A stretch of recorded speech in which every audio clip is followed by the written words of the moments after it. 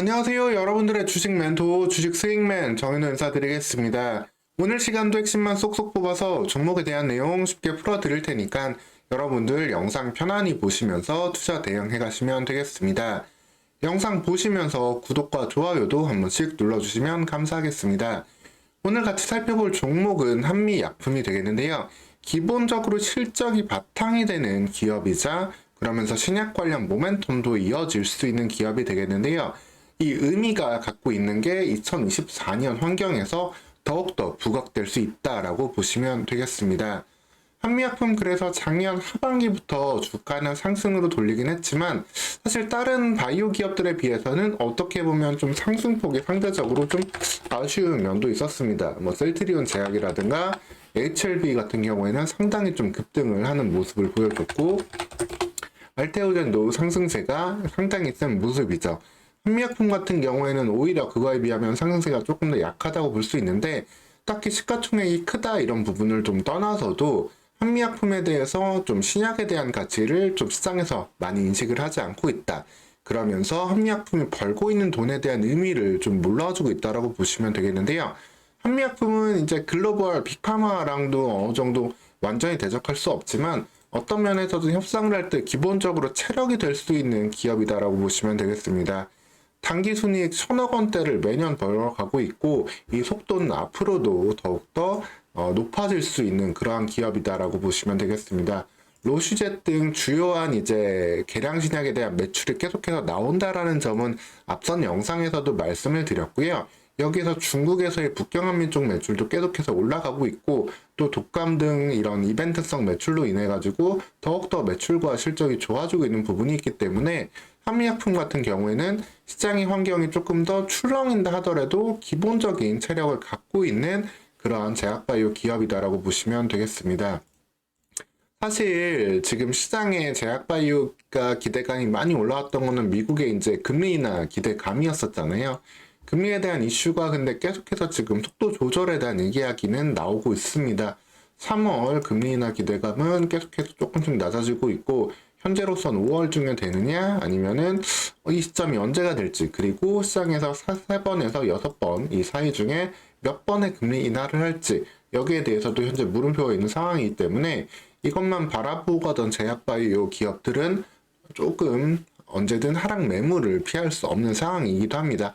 하지만 한미약품 같은 경우에는 거기에 실적이 크게 바탕이 되어 가고 있기 때문에 그 하락에서도 견조하게 버틸 수 있는 기업이다라고 보시면 되겠고 좀 이렇게 생각을 해보시면 될 것 같아요. 통상적으로 이제 신기술, 신제품을 개발하는 기업들을 스타트업이라고 우리가 이야기를 하고 이제 대기업 쪽, 중견기업 같은 경우에는 이제 어느 정도 안정된 제품들을 가지고 그러면서 이제 신제품 개발도 하지만 이제 여기는 이익을 좀 극대화시키는 걸 좀 목적으로 하죠. 그래서 스타트업은 비용이 얼마든지 들어가도 자금 조달만 한다면은 여기에 대한 밸류를 무한정 받을 수 있는 거고 우리나라 제약바이오는 사실 예전에 여기에 많이 있었습니다. 뭐 지금 HLB 같은 경우도 아직까지 단계에 있다라고 보시면 되겠고 여기에서 만들어졌을 때 얼마만큼의 이제 매출을 낼지 이것보다도 일단은 뭔가 성과를 내는 게 중요하다. 그래서 자금 조달이 얼마만큼 좀 될 수 있을지에 대한 이슈. 그래서 자금 조달이 쉬워지고 밸류가 올라가는 금리 인하기에 더욱더 강점을 받는 측면이 있는데 금리 상황은 아직도 불분명합니다. 그렇게 된다면은 다시금 시장의 자금은 이런 대기업, 중견기업, 기본적으로 실적을 내면서도 성장할 수 있는 기업들로 또 관심을 쏠릴 수밖에 없게 되겠고요. 제약바이오, 국내 제약바이오 업계에서 SK바이오팜과 함께 대표적으로 실적을 내면서 신약이 있는 기업은 바로 이 한미약품이다라고 보시면 되겠습니다.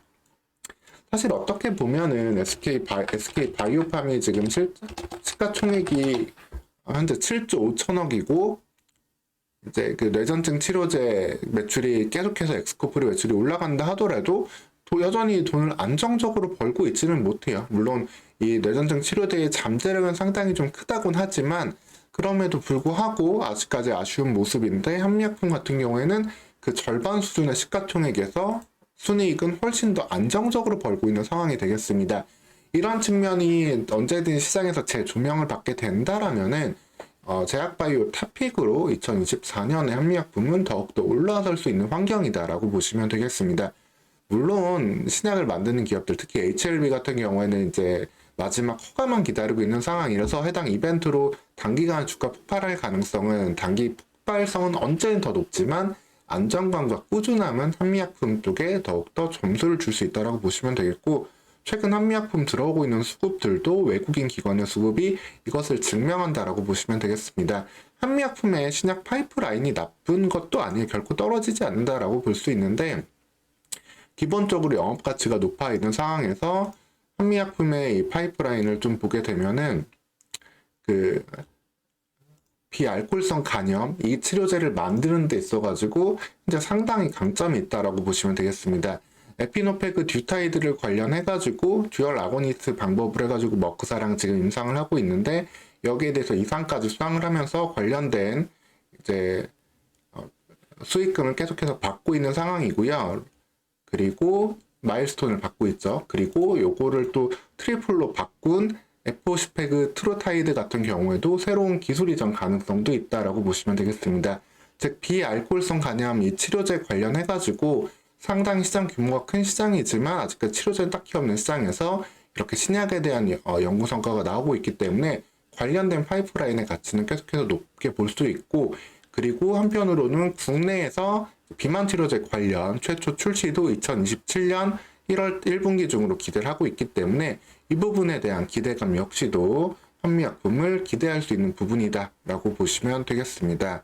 즉 기본적으로 실적이 나오는 이제는 중견기업, 대기업급의 제약바이오, 그래서 언젠지 외국 기업과도 협상력을 갖출 수 있는 상황 속에서 이 비알코올성 간염, 이제는 MASH라고 부르는데 이 관련된 파이프라인의 가치가 언제든지 더 부각될 수 있기 때문에 한미약품에 대해서는 2024년 보다 안정적이면서도 성장할 수 있는 제약바이오 기업을 뽑는다라고 한다면 한미약품 여러분들 계속 좀 체크하시고 조금 관심에 두셔야 될 수 있는 제약바이오 대표 기업으로 좀 보시면 되겠습니다.